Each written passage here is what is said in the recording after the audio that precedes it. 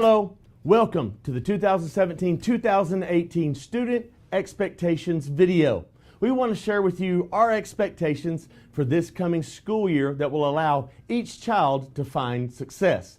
To begin today, we have a few people I would like to introduce. First of all, my name is Dan Crawford. I'm the principal here at Robert E. Lee, and I have two ladies right behind me that I'm going to let introduce themselves and tell you what they do. Hi, I'm Kristen Walls, and I'm the Assistant Principal of Student and Faculty Services. Good morning. My name is Jennifer Oren, and I'm the Dean of Instruction. You'll see these two ladies as Miss Oren primarily works with professional development, master schedule, things of that nature, working closely with the counselors.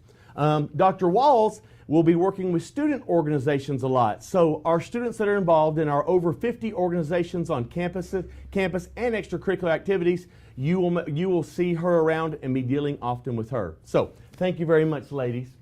Along with that, we have divided up our alphabets this year into three distinct ways. We have a red house, we have a white house, and a black house. It's very, very simple. And our red house, if you have the last name A through G, again, A through G, all right, you are in the red house, and that will be consistent throughout the years, okay? Our two assistant principals that are about to introduce themselves, they are in the A unit on the far west side of the campus, okay? So if you need to locate them, that's where they are. And now I'll turn it over to them so they can introduce themselves. Hello, I'm Josh Curry, Assistant Principal, A through CL. And my name is Nick Taylor, Assistant Principal, CO through G. I am Ashley Smith, counselor. I am Carly Hefner, counselor. And as I told you before, we have assistant principal suites now. And so Josh and Nick will be together, like I said earlier. But one other change is we now have a counseling center that's right next to the library at the front of the school. So these two lovely ladies will also be with the other four counselors. This is still the group that will serve A through G. But again, they will be in assistant principal suite and they will be up with the counselors. So thank you all very much. All right, so as that group steps off, all right, we have the next group coming up. This is the White House, all right? This is the group H through P. So if your last name is H through P, then you will be served by this group of individuals. The assistant principal suite for this group is at the H unit, which is right by the horseshoe. On the back side of the horseshoe, if you're relatively familiar with the campus, you'll know where that is, all right? So we'll let the assistant principals introduce themselves at this time. Good morning. I'm Dr. McKiff, and I'm one of the assistant principals in the White House. My name is Mr. Wallace, and I'm also another assistant principal, and I'll also be working within the White House. I'm Amy Campbell. I'm one of the counselors for the White House. Howdy, I'm Todd Lawson, one of the counselors. Todd went with the howdy. Hopefully you noticed that, right? Okay. But I'm telling you, this group of people, you couldn't find a better group of assistant principals and counselors with all of them. Like I said, Todd and Amy will be with the rest of the counselors, and then they will be in their assistant principal suite as well. Again, the White House serving last names H through P. Thank y'all very much. And then last, definitely not least, we have our Black House. They will be located in the K unit, K101. And so that's right in the center of campus, right next to the police office as well. And so we'll let this group introduce them. They are in the alphabet Q through Z. Again, Q through Z, that's your last name, starts with that. This is the group that will serve you. John Smiley, Assistant Principal of the Black House, alphabet Q through Z, and also the Avid Administrator.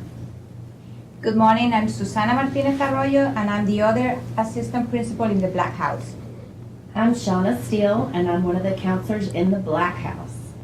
Hi, I'm Lindy Sanders, and I'm also one of the counselors in the Black House. And if you notice today, they were thrilled to death that I said you need to make sure you wear something according to your color. All right, when we do this, we're trying to give you a visual representation, put a name with a face and a color that's going to make it a little bit simpler for you. We've ordered some large flags, red, white, and black flags that will hang outside of each of the three assistant principal suites so you'll know where they are. When you go in the counseling center, each one of the counselors, there is a name tag that's up for each of them, and they are also color coordinated as well. So thank you all very much. Now we'll get into our expectations for the upcoming school year. Even though I do talk a lot, we still have to get some water every once in a while. Again, Those individuals are the ones you will see oftentimes. They do a great job, and we're so excited about them serving both our student community and our parent community as well. Along with adding a counselor's suite where all 6 counselors are there to serve you, and assistant principal suites where we have 2 assistant principals there to serve our students as well, we now have an attendance office. When you pull up to the front of Robert E. Lee by the front of the school, you'll notice a big sign with a big phone number. That is the location where you check your child in and out of school. You do not have to go into the school anymore to check your child in or out. You simply go there or call, and they will call your child out of class, or if you're bringing your child back to school or if they drive to school, they need to make sure that they report to the attendance office as well. Also want to let you know, if you have anything that your child has forgotten, we all know that on Thursdays and Fridays, probably Thursdays more with our freshmen, they probably forgot some football pads. Or on Friday, maybe forget an instrument. If that's the case, it needs to be dropped off at the attendance office, and your child can pick it up at the attendance office. The same thing goes for lunches. We're not going to allow parents to go up into the school, or siblings go up into the school to drop off lunches. That should be dropped off at the attendance office. You let your child know that it's there, and they can come to the front to pick that up.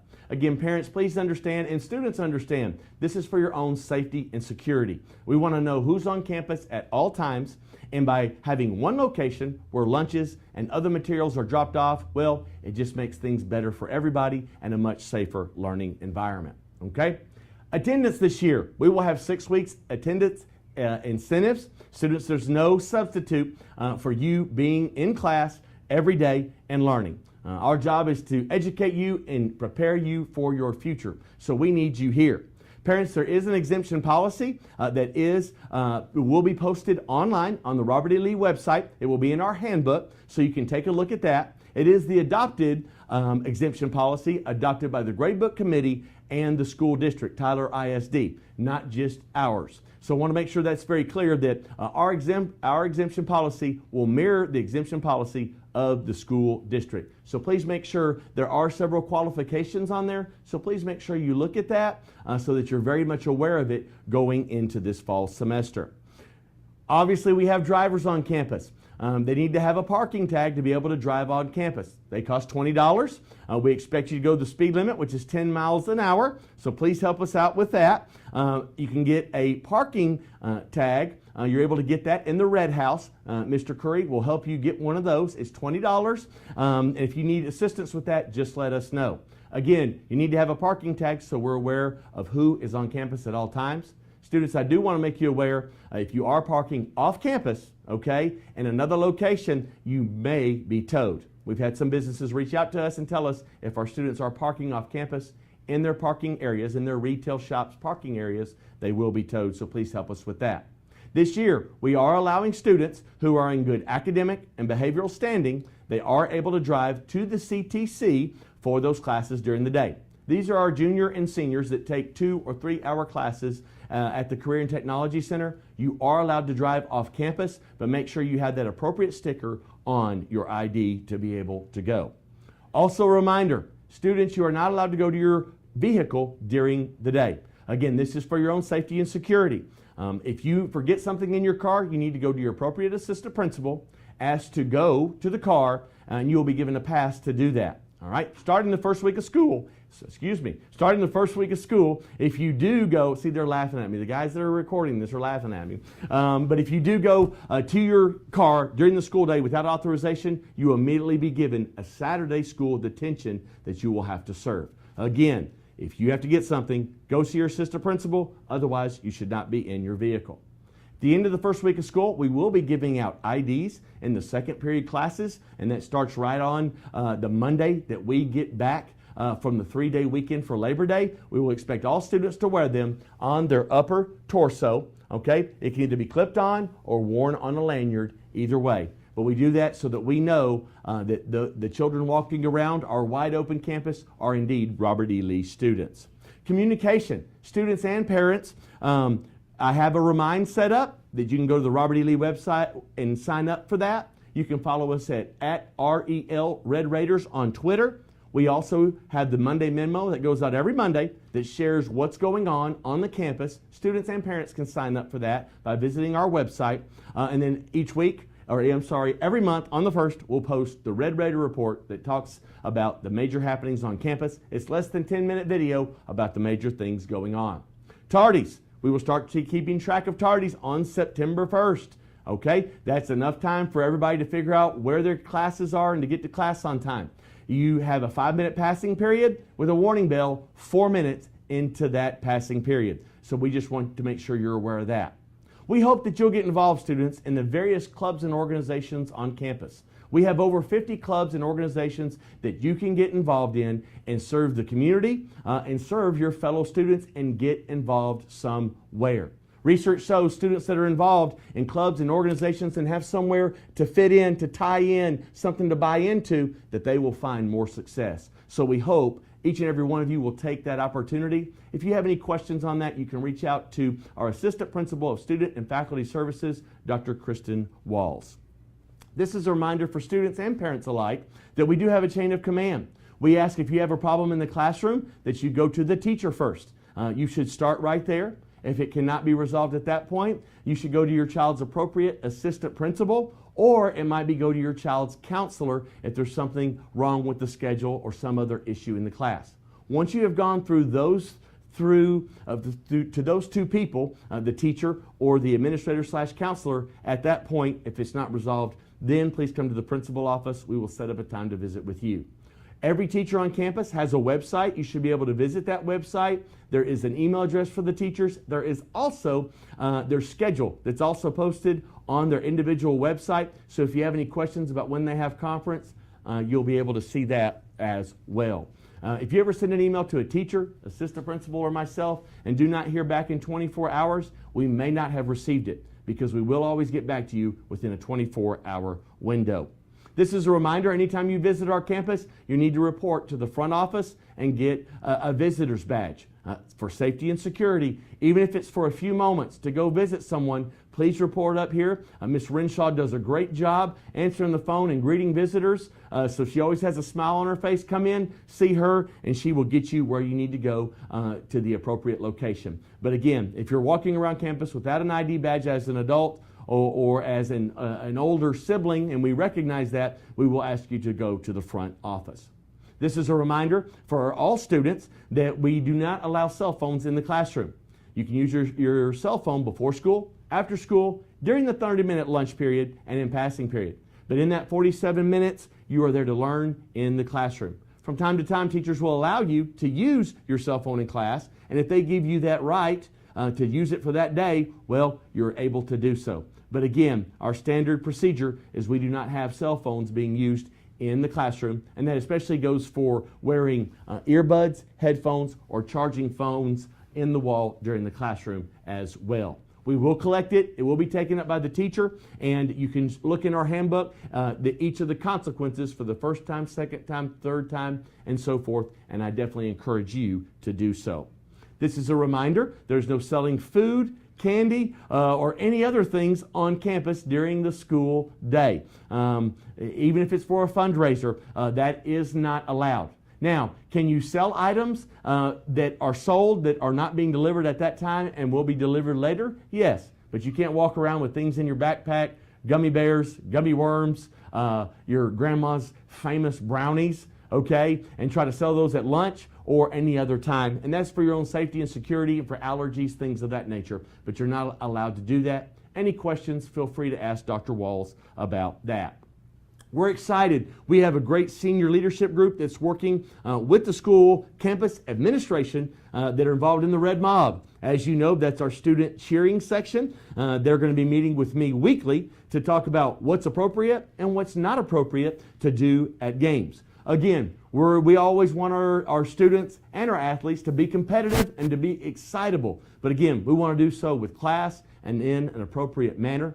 Obviously, drugs, alcohol, and prohibited items are not allowed in any contest of any type. So we're very excited about that, for them to work with us, because we want to have some excitement at games, have themes at games, so keep an eye out for that. Just make sure your behavior is above board and appropriate. We're very excited about this. It passed in the spring. I got a couple more items, guys. I'm almost there, I promise. They're kind of looking at me like, you're about out of time. We're out of tape here, okay? Construction begins late fall, early spring. You'll start to see that around. When that happens, please make sure you're safe. Do not go within those fenced-in areas. Make sure that you have that you're staying out of those. You'll see fences start to go up later this fall. Those are prohibited areas. It's for our own student safety and security, and there will be large equipment, things of that nature that will start to come in to build that brand new Robert E. Lee High School that we're so excited about. So just a reminder, keep an eye out for that when you're driving and going around campus. A reminder, we have 3 lunches during 4th period this year. Every child has 30 minutes for lunch and has either A, B, or C lunch. One of those 3. And it's basically, that's a 100-minute period there where lunch is also incorporated into that 60-minute classroom. Okay? So 4th period's a little bit longer than the others, and there is a 30-minute lunch tied into that for every single student. It's gone great the first couple of days. We're very excited about that. Parents, you may want to make sure if you ever do have to come bring something for your student at lunch or want to visit them, make sure you know which lunch period they have during 4th period. This is also a reminder, we have sent home our free and reduced lunch forms. Parents, please turn those in to your child's 2nd period teacher. We will be collecting those all the way through the first couple of weeks of school. Please get those in so we can make sure we get your child taken care of and they get the appropriate nutrition they need at breakfast and lunchtime here on our campus. Now, I know I went through a lot of information for all of you, for students and parents alike. Anything that I did not cover will be covered in our student code of conduct from the district and also our campus handbook and our grading handbook that's also on our website. I encourage you to go look at that on the website, print it off if you'd like to, or just read it so that you're very much aware of everything. The last thing I'm going to talk about that I'm going to hit on real hard, just so that everybody understands it, it's very clear, and that's dress code. Dress code, okay? I want to make it clear, no hats can be seen at any point in time. If we see a hat on site, we are going to collect it. It cannot be carried around. It needs to be put away, all right? Students, many of you females want to wear leggings or athletic tights. Those are allowed if 2 things. Number 1, they don't have any see-through portions on those athletic tights, all right? And secondly, that you are appropriately covered in the front and in the rear. We want to make sure that you ladies look classy and appropriate. Administrator discretion will be used to determine if the child looks appropriate. Also a reminder, earrings are allowed, but lip rings, tongue rings, nose rings, eyebrow rings, other facial piercings, I think that's all of them, but there may be some more. All of those are also inappropriate. Students will be asked to remove those. Also, no unnatural hair colors. Those should be removed, and anything that is an unnatural hair color will not be allowed. See your appropriate assistant principal if you have a question on that. Also, it is okay to have holes in the jeans if they're at the knee area or below, but when we get into the upper thighs and we can see skin, obviously that can creep up more and more, and so we definitely do not allow that where we have big holes above. If it's frayed and you can't see the skin, that's one thing on those jeans, but again, if there's more hole than jeans, we have a problem. Okay, so I think everybody pretty much understands that. I think those are really 5 or 6 major dress code items that we're going to be looking out for this year. And again, we just want our students to dress for success and look sharp so that they're ready for the school day each and every day. Thanks so much for watching our Student Expectations video. As always, myself, the assistant principals, and counselors are available by email or phone call if you have any questions or need any future clarification on this. Thanks so much, and let's have a great 17-18 school year.